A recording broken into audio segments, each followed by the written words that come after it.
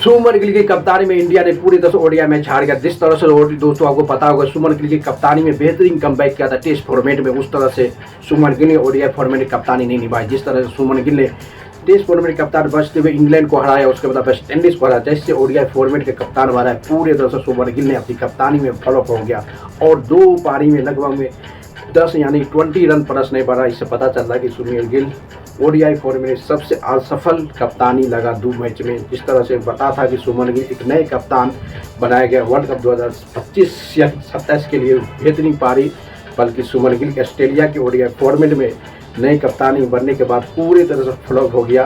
Australia ने series को जीत गया। सुमन गिल की कप्तानी में पहली बार दोस्तों लंबे समय के बाद इंडिया ने ऑस्ट्रेलिया से ओडीआई फॉर्मेट हारा है। आज तक 2008 के बाद पहली बार इंडिया ने हारा एज सुमन गिल, यानी कि ओडीआई फॉर्मेट नए कप्तान सुमन गिल की प्रेजेंट में। इस तरह से सुमन गिल ओडीआई फॉर्मेट कप्तान बना, इंडिया के बुरी तरह से फंस गया और ये सीरीज पूरी तरह से ऑस्ट्रेलिया पर इनाम कर दिया। दोस्तों सबसे बड़ी खबरी था इस मैच में हारने का सबसे बड़ा रीजन एज सुमन गिल पूरी तरह से फ्लॉप हुए। पहला ये ओडीआई मैच में, दूसरा ओडीआई में, दूसरा सबसे बड़ा कारण इस मैच का हारने का था दोस्तों आपको पता होगा इस मैच का सबसे बड़ा हार मोहम्मद सिराज और अक्षर पटेल की जिम्मेदारी लेता है कि जिस शॉट के 2 मैच लगातार कैच छोड़ा, इससे पता चलता है कि इंडिया पूरी तरह से ये मैच में बाहर हो गया था।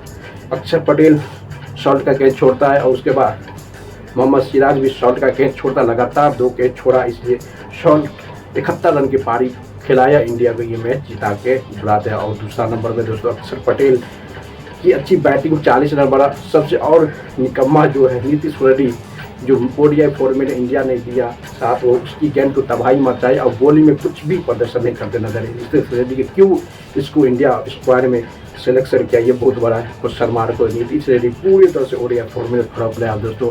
वाशिंगटन सुंदर भी कुछ इंडिया क्रिकेट टीम में ये पता चल गया दोस्तों, ज़्यादा से ज़्यादा ऑलराउंडर खिलाने के चक्कर में इंडिया ने सभी फॉर्मेट को हटा के ज़्यादा ऑलराउंडर खिला रहा है, इसलिए इंडिया मैच हारते नजर आई। ओडीआई फॉर्मेट पहली मैच सुमन गिल की कप्तानी में इंडिया ने हारा। अब देखना पड़ेगा कि तीसरा ओडीआई में क्या यशस्वी जायसवाल को मौका दिया जाता है जिन्हें ये बहुत बड़ा क्वेश्चन मार्क हो सकता है दोस्तों, क्योंकि सुमन गिल रोहित शर्मा में भी अगला मैच कंसीडर करेगा नहीं कर सकते, क्योंकि पूरे सीरीज तो हार गया दोस्तों। सीरीज जीत लेता तो बल्कि तो रोहित शर्मा कंटिन्यू तीसरा ओडीआई में खेल सकता है, बल्कि आप सीरीज जीत लिया, आप सीरीज जीतने के बाद कुछ भी नहीं फर्क पड़ता, आप खेलो या नहीं खेलो कुछ, क्योंकि मैच जितना हारना कोई फर्क नहीं पड़ता। जिसको अब रोहित शर्मा के बड़ा क्वेश्चन मार्क है कि अगले मैच में गौतम गंभीर सुमन गिल अजीत लेकर डिसाइड करते हैं क्या यशस्वी जायसवाल को खेलने का मौका मिलेगा, ये बहुत बड़ा सवाल है। जिस तरह से आज इतिहास में शॉट इंडिया की सबसे ज़्यादा ऑलराउंडर खिलाने के चक्कर में ये मैच हार गया। सुमन गिल की कप्तानी में ओडीआई फॉर्मेट पहली बार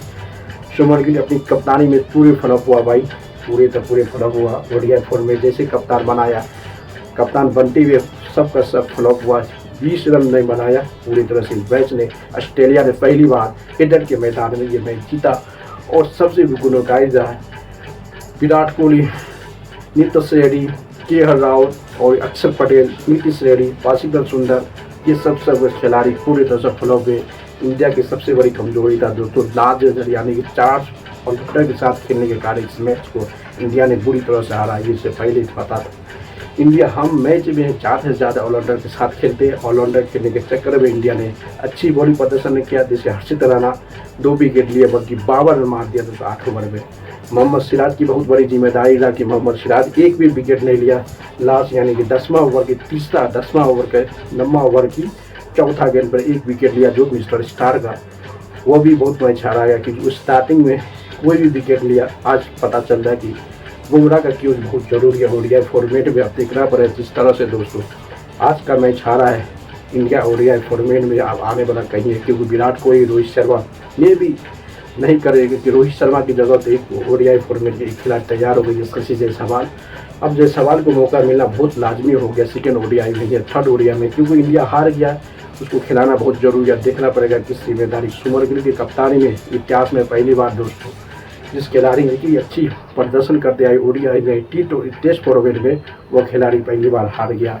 एक ऑस्ट्रेलिया की जो ओडीआई फॉर्मेट सबसे खतरनाक टीम माना जाता है मिचेल मार्श की कप्तानी में, यानी कि इंडिया ऑस्ट्रेलिया की सीनियर खिलाड़ी एब्सेंट था भाई, सबसे एब्सेंट के बाद भी ऑस्ट्रेलिया ने वन साइड मैच जीता, आज भी वन साइड मैच जीता। उससे पहला ओडीआई भी वन साइड मैच था। सभी का सभी इंडिया टीम फ्लॉप है।